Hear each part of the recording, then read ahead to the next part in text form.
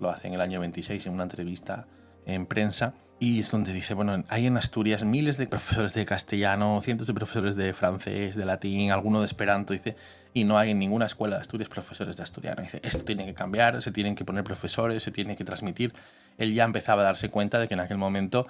empezaba a hacer mella la castellanización en algunos ámbitos, y cómo era necesario que las nuevas generaciones aprendieran el asturiano no solo en casa, sino que también se alfabetizaran para poder darle, bueno, pues futuro al idioma. Y luego reivindica también el acabar con el complejo de inferioridad que existía ya sobre el asturiano,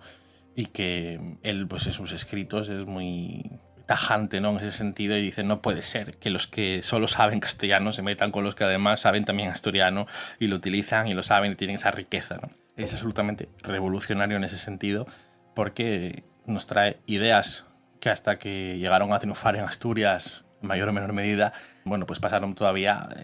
50 años, ¿no? Hasta que en los años 70, mediados de los